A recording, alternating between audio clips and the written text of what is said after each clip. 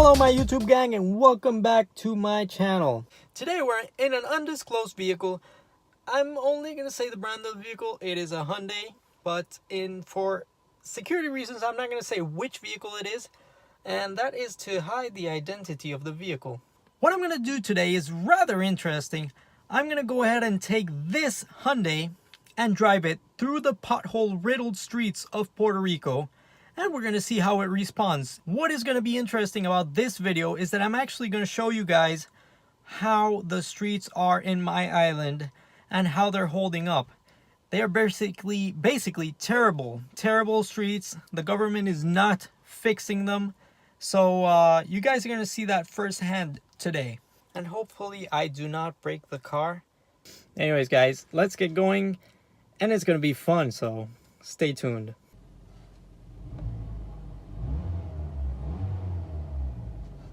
So while I'm on the way, I'm going to talk to you guys about my 2012 Ford Raptor.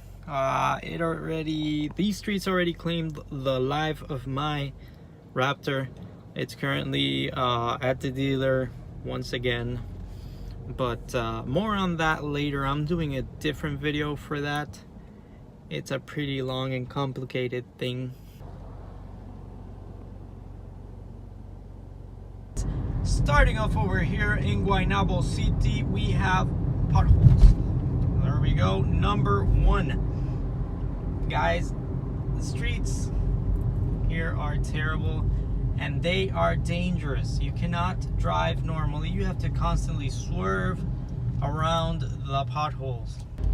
Well, there's a mixture. Like, there's potholes and then there's like this big bumps where they actually cover the hole. And it makes it even worse. I mean, yeah, you have to go all over that every single day you go anywhere, and that's terrible. That's making unnecessary wear on suspension components. I had already gone through this in another video where I spoke about the taxes and everything we pay for that little sticker we get on the window. That's a lot of money, and it's not being used properly. You're constantly driving in stress because you can't have a nice car. So it's getting dark and everything, but I want to get this done quick. I want to show you guys the roads because they're terrible. So we are on our way and we're going to fly rocket ship speed up to a bad road I know. Okay, so we're entering this terrible road. I'm going to show you guys right now. Look at this. Look at that. Look at that. Look at that. Guys, they don't fix the roads. So let's say you want to go fast. You want to go like a million miles, guys. You're driving fast and then holes. No. And then you start taking turns and getting all frisky and going fast. And suddenly there is a jump on the street. Yay. And then we have another jump.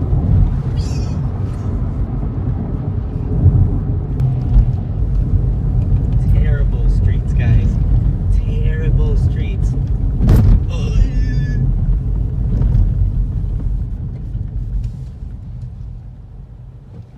I am currently looking for every single terrible road so I can showcase this to everyone on YouTube, and they can learn what we are dealing here with, because you know, warranty services don't know how the roads are here, so they typically deny a claim. It would be nice if they came down here and looked at these roads.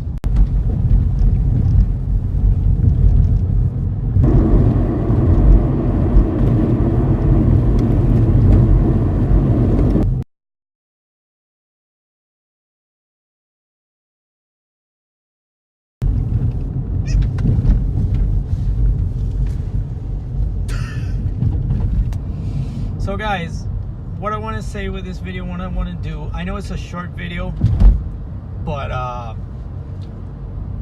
honestly wanted to talk about this because it is important that everyone knows how these roads are doing, how they are holding up. And the problem is that they are not holding up at all.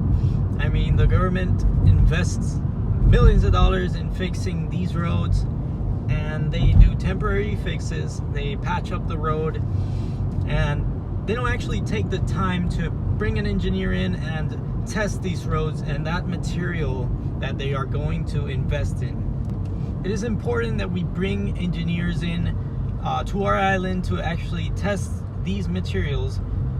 That way we can have like water resistance. How does the asphalt hold up to different types of climates? Puerto Rico is a really rainy area, island actually, and we get a lot of rain daily, basically in every single part of Puerto Rico. So the thing is, we need asphalt that actually repels or holds up to like all that amount of stress that we have. We don't weigh our trucks either.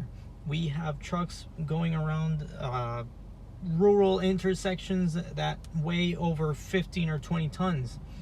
And that is another major point. We need to start weighing these trucks.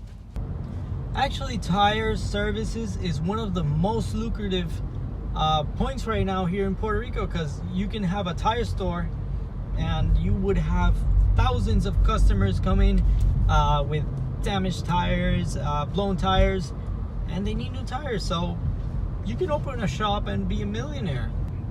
That is not what we want. We actually want the engineers to make money. We want the asphalt people to make money, but we want to keep our cars sound. This is a very car-driven community here in Puerto Rico. We have tons of cars. We have $1 million garages everywhere. So we need better roads, guys. Anyways, guys, that is my little rant for today. I hope it is actually an informative video of how our roads and the conditions that they are in. Until next time, Garage Gang, stay safe and remember to subscribe and hit post notifications for more. Take care.